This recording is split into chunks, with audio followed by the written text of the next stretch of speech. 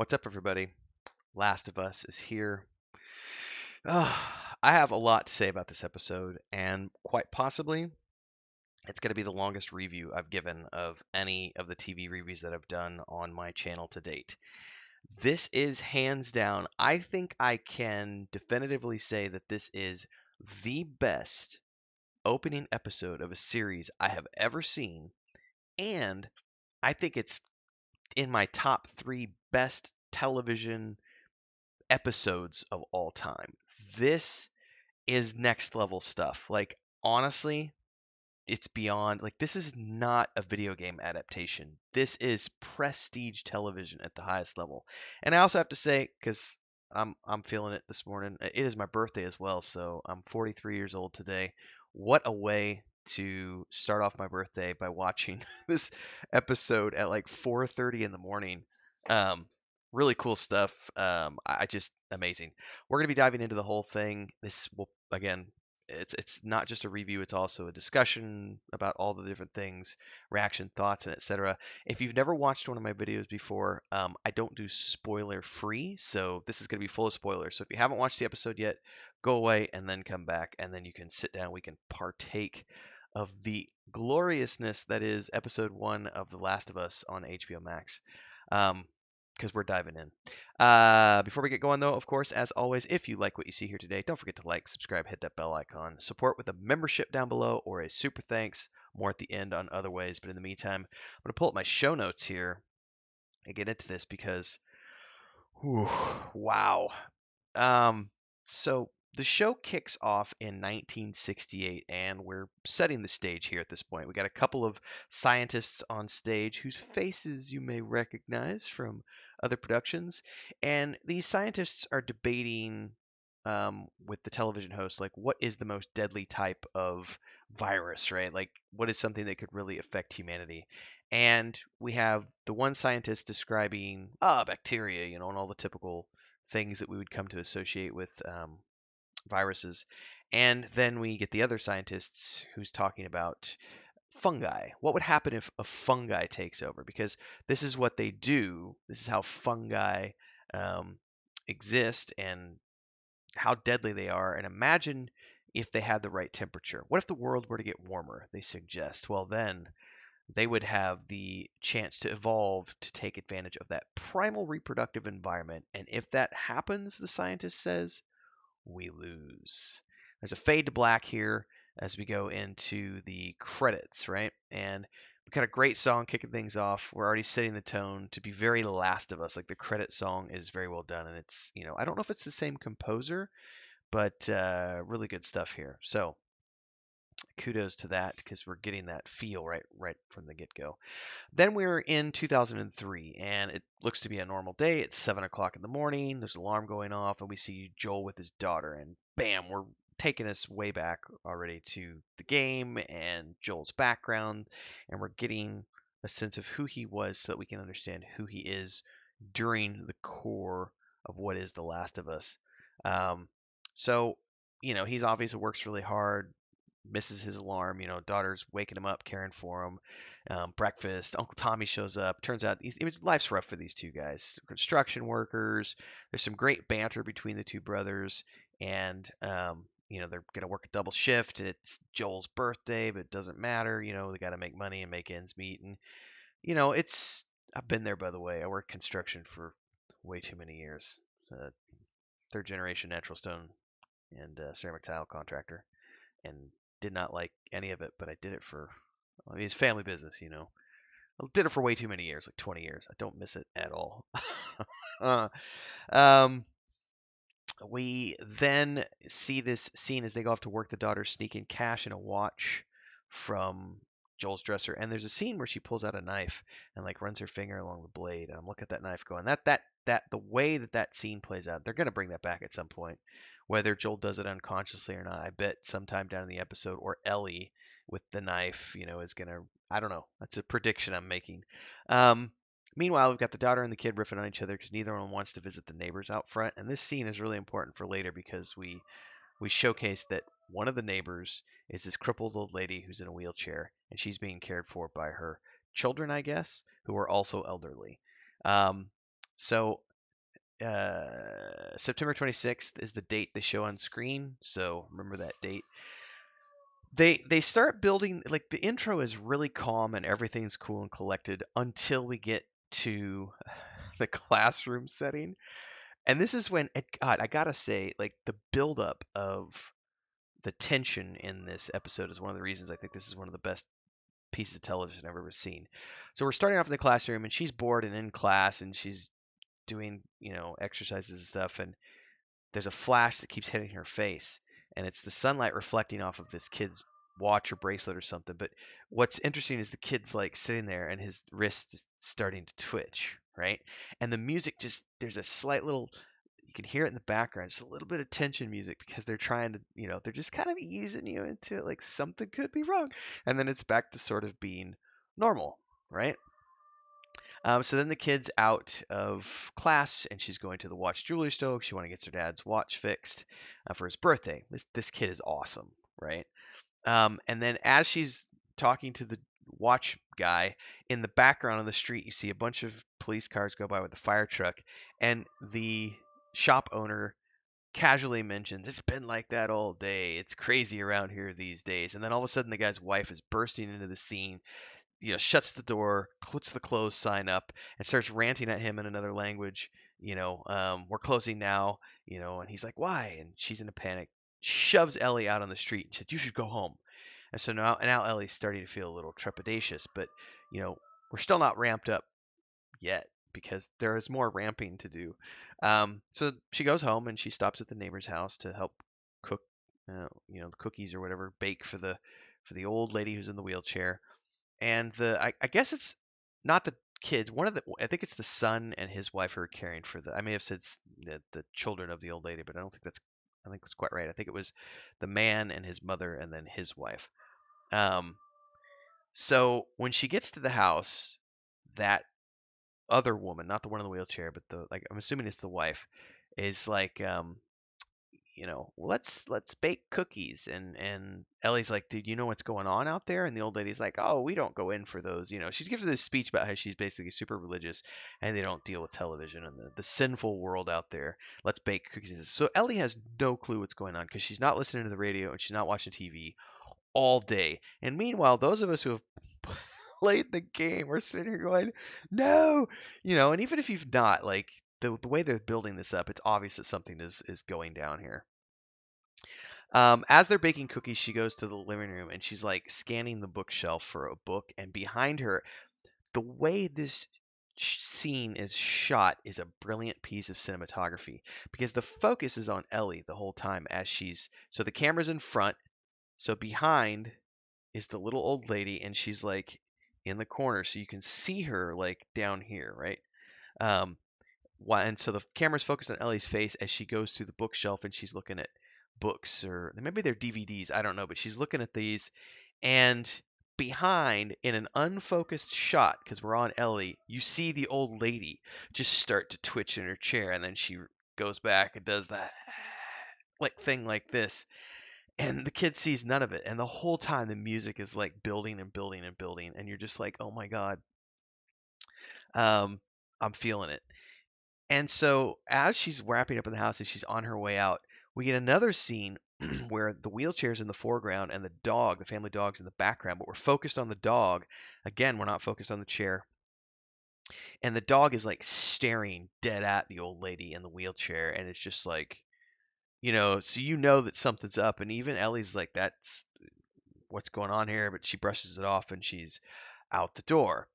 And as she goes out the door, all of a sudden now there's jets flying overhead, and she's looking around. Ellie's freaking out at this point. Now she's starting to really, something feels off here. So you got to remember, this is the same showrunner who did Chernobyl. And to be honest, I can see the approach that they took there. They're doing it for here right off the bat, because they don't want you to ever think that this is a video game adaptation. This is not, ladies and gentlemen. This is end of the world events done in a realism style, and it could be anything. It could be a historical drama like Chernobyl. It's the same style, but they want you to be in that seat, feeling as though this is something that could actually happen. And oh my God, do they pull it off? Um, she finally gets home. She's panicked, waiting, locks the door, Dad finally comes home at 10 p.m. and realizes he forgot the cake. She doesn't care. She gives him his watch, and we get the sense that this man loves his daughter beyond any comprehension, and he's doing everything he can to make sure that she gets what she needs from life, no matter him being a single parent and the work that he's putting in with his brother. And she loves him back. The watch that she gives him, and then the DVD that they can watch together. And I love the commentary in the back where it's like the sequel the world has been waiting for. It was great. So we get a late night film, daddy and daughter time. She falls asleep. He's mostly asleep, and then the phone rings. His brother's in jail on his birthday. It's Friday night, and his brother's like, "Come on, man, don't leave me in here, or I won't get out till Monday. It's a madhouse in here." And that is another clue as to what's coming because the jail is filling up with things. You got to get me out. So he reluctantly, he's like, God damn it, But he puts his daughter down like she's still a baby. It's really cool. He carries her to bed. This guy's dad of the year, by the way. And honestly, I gotta say, this is Pedro Pascal and his agent are milking the DILF thing for all its work at this point. And I gotta say, I'm a straight white guy. I can't even be mad. Like I'm falling for it too. Like Pedro Pascal, I gotta say, brother, you got it going on. It is what it is. So yeah, milk that card for all it's worth. Um, and then we sort of get this fade to black thing, and then she wakes up. Ellie wakes up. There's explosions happening all around. Middle of the night, there's helicopters. We're getting heavy Chernobyl vibes again. Great job, cinematography, everything, just everything is great. Um, Dad's not home. She's freaking out at this point. There's a national alert on TV. Then she hears this thing at the door. It's the neighbor's dog, freaked out, wants to come in with her. And I'm just sitting here going, oh shit, it's about to get real, isn't it? Like, uh, and more helicopters. Dog's like, hell no, And she tries to take the dog over to the neighbor's house, panicked, and the dog's like, nope, and runs off into the wilderness, leaving her to discover a wrecked house with noises coming from inside. And I'm like, hell no, man. I don't do jump scares. She walks in, there's blood on the floor, and then you get the scene of like the refrigerator back then. The old man's leaning up against the refrigerator with he's been bit in the neck, and he's like, "Help!" And then the camera pans, and you see his mom, the wheelchair lady, hunkered over the woman, who I'm assuming was his wife, and like biting her neck, and it's so messed up because it pulls back and this is if you've ever watched the strain was one of the most difficult things I've ever watched on television because I don't like scary stuff that much, and it's not like horror doesn't bother me. It's stuff like this, like parasites, and that's one of the reasons the strain messed with me so much because it was all about like the parasite vomit that the vampires would do to like infect you. And this is the same thing where it's pulling away and there's like all these strands of infected fungus, and they're coming out of her mouth connecting to the neck, and I'm just like, oh my god, I can't do this right now. And then she's running, and here comes the truck screeching to a halt, and it's Joel jumping out, and he's screaming at her, "You got to get in the truck now!" And here comes Grandma out the door. Joel and Tommy are both here. Tommy's got a rifle, and he's like, "What do we do, man? What do we do?"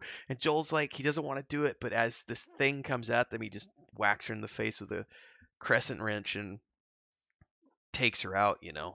And then he's yelling at Ellie, it's not just the Adlers, baby, but we're going to be brave. We're going to get out of here. And they're yelling at the other neighbors, stay in the house, lock the doors. And they're turning the Dodge around, and it's a big pickup truck that doesn't have a tight turn radius.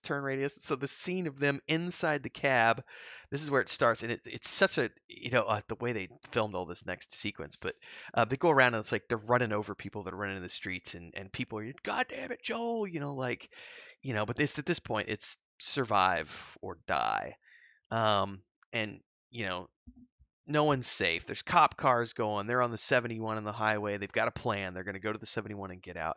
And there's this dialogue happening. Is it a virus? Is it a parasite? Is it terrorists? Are we sick? And Ellie's freaking out. How do you know that we're not sick? And then they hit the traffic jam. And it's like, well, shit, let's go across country. And then there's the army blocking that way. And now they got to go north. But north is a town. And Tommy doesn't want to go to the town. But Joel's like, we got it, man. It's the only way we can go. Get across the golf course, etc. The daughter, Ellie's, or not Ellie. I said Ellie. I'm so sorry. It's the daughter. The daughter, not Ellie. I'm so into this right now. I'm like just reading my notes, and I may have written the wrong name now, but this is how intense this was. As they're driving to this town, there's this huge, commercial jets are flying overhead really low, and they get in here and they find out that this, they get into town. It's packed. It's people, and there's walls of people, and this is all filmed from inside the cab of the truck, and it's just incredibly well done because it makes you feel, you know, clustered and claustrophobic. Packed streets, the terror, and then this plane crashes down at the edge of town behind him, and it all goes black. Um, and we're waking up after the crash at this point, and her ankle's broken. They get separated from Tommy by a crash, and so he's on one side. He's like, "I'll meet you at the river," and Joel picks his daughter up, and he's like, "Don't look at nothing but me, baby." And I'm this is the part of the episode. I don't think it's gonna happen right now, which is great. I think I got it all out of my system. Um, I started crying at this point because I've played the game and I knew what was coming, and I'm getting a little weepy eyed right now. Um, because they've had this beautiful relationship, and it's all about to come crashing down, and they're running, and he's got her, and I'm starting to cry, and then they get to the alleys, and one of them sees him and comes chasing, and he's telling her don't look, and she's like, that's all she could see is behind her because he's carrying her, and so this thing's running after them, and they get to the edge and they burst out, and somebody shoots the creature, and turns out to be a soldier. And the soldier's on the radio telling him, stay where you are. And then his commander's coming in and saying, and you know what's happening. He's given him orders to shoot him. And the soldier's, it is what it is. And he starts shooting, and the camera pans to Joel. He gets grazed. He goes down. The guy comes in to finish him off, and Tommy swoops in and kills him. And there's a moment where you think they're all gonna get away, and then you hear the daughter. And this scene is probably one of the most painful things I've ever had to watch. Like, it was. I feel. Everybody laughs at me when I say this, but like I cry every time at the Boromir scene in when Boromir dies in Lord of the Rings, and this scene gets me like that. This kid they got to play the daughter. Um, it's just really intense, and you know, Joel doesn't want to accept it. Tommy knows, and the way she just fades. Oh man, I literally, guys, I had to pause the episode and walk away for like 15 minutes before I could continue the episode. It hit me like right in the feels. Oh man. Anyway, the next scene, we're 20 years later. We're in Boston. It's a ruined city. Soldiers are at a checkpoint. We see a lone boy walking in, um, and we get to this compound, and this shot of the wall where they've got like the time to full infection and the infection chart and the signs of infection. It's reminiscent of the times we live in to a degree, but they're checking the kid out. He appears to be okay and everything else, and then they give him a shot of something, and then we find Joel, and he's burning bodies with a slew of other people on crew duty, surviving, and then we find the body of the kid in the back of the truck, and excuse me, I have questions here. Did they kill the kid on purpose? Did he simply not survive because he was sick? Was he experimented on and then he died? This is something I don't remember from the game. Um, Meanwhile, we've got public bodies being hung up um, for breaking quarantine curfew, and the military speech on the radio, and then Joel's meeting this soldier behind the fence, and we realize, okay, so this is him being a drug dealer and a smuggler, and telling the soldier, "You're short 5," and the soldier hands him some joints, which he takes, and in exchange gives the kid some pills. So he's slinging drugs, and we know that for a fact. So we're getting a better sense of who he is in the current era that he's living in, because he's not just doing that; he's doing that like just to for a cover, but then he's got this going on as well. Um, Something about a truck. They're trying to get a truck basically, and a battery and this other stuff, and he's trying to work it out with this soldier. And meanwhile, this guy's dealing with him, so it's a messed up situation. And they start talking about the Fireflies shooting up the city, causing problems. And then we meet Tess. And I'm like, I literally paused it and went, that's freaking Anna Torv. Like, I haven't seen her since The Fringe. Like, I know she's done a lot of other stuff, but I loved her in The Fringe. Like, The Fringe, if you've never watched Fringe, I think it wasn't The Fringe, it was just Fringe. Um, that was one of the coolest shows that, like, was very X-Files, but also not with time travel, with the dimension travel and everything else. Anyway, I haven't watched anything with her in it since then. So this is a really cool scene where she's dealing with some guys who apparently ripped her off and then kidnapped her, and she's actually forgiving them because she's like, I know what it's like out there. Shit's bad. Let's just water under the bridge. Just get me my battery and stuff. And then boom, there's a shell that hits the wall, and we see her getting caught in the middle of crossfire between Fireflies and the feds. And then we meet Ellie, and she's chained up, pissed. Soldiers are asking her questions. Somebody's asking her questions. We don't know who it is, but it's the Fireflies. So they're asking her questions, making her count, checking her faculties. It's an immunity test, is what it is. They're saying, why isn't she turning? Is she still herself? Then we're back to Joel, and he's coming into this building, directly bypassing a line of people who are all pissed off. He gives the weed to this guy. The guy tells him he got nothing. It turns out there's this whole scene of he's been looking for his brother. Normally he checks in every day. It's been 3 weeks, um, and they've been reaching out through the radio towers. Nothing's been happening. And Joel's like, show me where the radio tower is." And the guy behind the desk is like, "Dude, that's in Wyoming. Like, that's all the way across the country." I love the line he gives here. He says, "You're a capable guy, but there are worse things out there than infected. There's raiders and slavers." And Joel dead ass looks him in the eye and he's like, "But you're sure Tommy's okay, right?" Because Tommy's out there and all this. So as the guy is explaining all these horrible things that exist out there, "But you're sure Tommy's okay, right?" So he gets the location from the guy, and now we realize that this is the next step for Joel. We're going to go rescue my brother. And we see him, this sequence of him in his house, pulling out his home stash with an atlas and starting to plan the route while he's drinking whiskey and taking pills. And this is a man who he knows what he's about to do is so reckless it could be suicide, but it's his brother and he's got to do it. So he's literally just fuck it, numb the pain, get it done. Let's make this happen. Got to get through another day. All the way until he passes out. And Tess shows up and they start planning their whole let's get the battery back sequence, and it's time to get serious.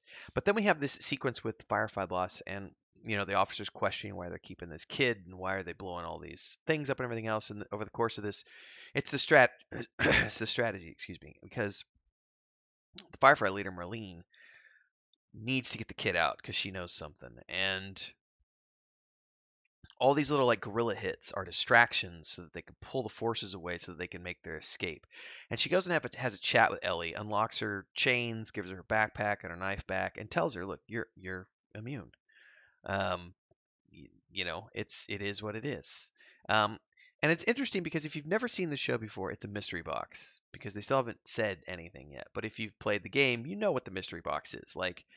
But it's not a Rings of Power mystery box. Like it's done so tastefully it feels natural as opposed to in your face like this isn't Sauron, we promise. Um Meanwhile, Joel and Tess go get their battery back and they stumble in and find out that this dude's dead. The car battery was toast anyway, it was never going to work.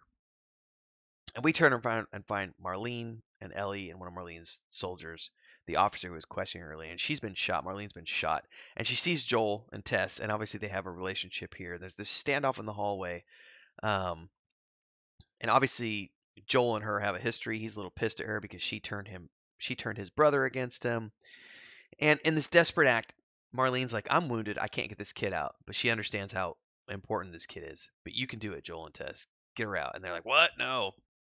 And she's like, "Look, I know what you two are capable of." And Ellie's like, "Are capable of what?" And she's like, "You get Ellie to my men, to my team out there, and you'll get everything you want. Trucks, supplies, all of it, and you can go and get Tommy." And that's pretty cool. Like, And it's just, there's this sequence between Tess and Joel, and he's like, "Do you trust her?" And she's like, "Do you trust her?" And Joel's like, "No, but she's desperate. Look at her." And so they agree to do this. And the sequence where Joel kicks the knife away from the kid, he's obviously they're starting off on the wrong feet. Um, and as we're back in the apartment, this scene is not hugely important other than it establishes Joel's code for the radio, which tunes in at the end of the episode. But really, what matters is, they rest until nightfall, they get up, and then it's time to get on the other side of the wall. And Ellie's just freaking out because she's so excited. She's like, "Oh my god!" And Joel and and Tess are like pulling her down, being like, "Holy crap, kid, get the hell down! Like you're gonna get us killed." And the tension as they walk through all these scrap heaps, and the trucks and the helicopters and the fear, right? All of this is about showing you how dangerous this is. But these people are calm, cool, and collected. They know what they're doing. And I had a moment here where I was like, this is what it's like being, fifth, sixth, seventh level in D&D. Like, you've leveled up a bit. You know what you're capable of. You've got some skills. But then they roll a 1 and they stumble into a peeing guard. And it turns out it's the dude that Joel's been doing business with. And this guy realizes they're sneaking out on him. And he's like, no, we had a deal.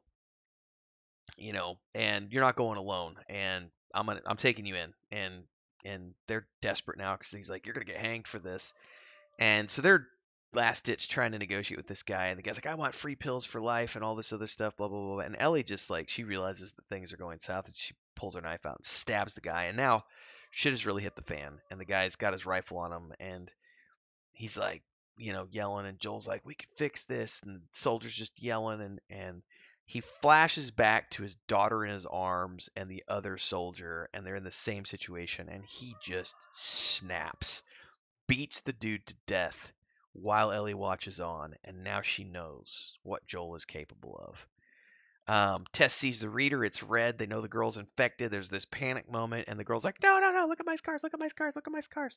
I'm immune! I'm immune!" Um, and now they realize the desperation that Marlene had to get this kid out, and they accept that responsibility. And in a heat of the moment, because the feds are coming, it's time to get out. And Tess is yelling, "Come on, Joel, we gotta move!" And they go through the fence and they're off, right? Well, then we come back to Joel's apartment, and a song comes on the radio, and it's a song from the 80s, which from the code we found out earlier in the episode, that means that the place where they're going to meet Bill and Frank, who have supplies that they can get, that means trouble. Something's happened with Bill and Frank. So now they're heading into trouble, and they don't even freaking know it.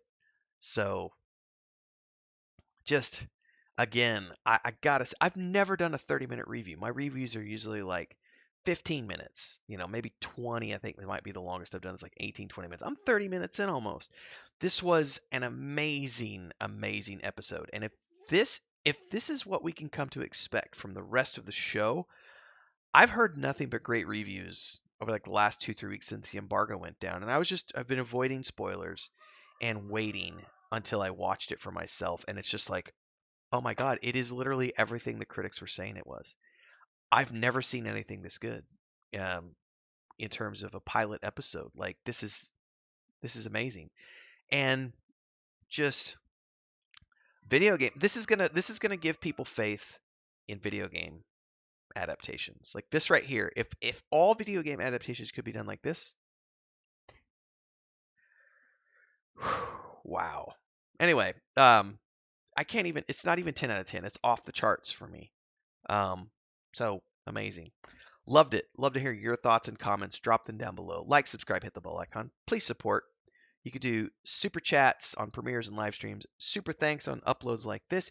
You can also do the good old fashioned memberships, which are down below. There's 3 different tiers. We do have a Patreon page for the world that I have with my wife and my brother. It's a tabletop setting, it's a book series, and it's a point and click adventure game.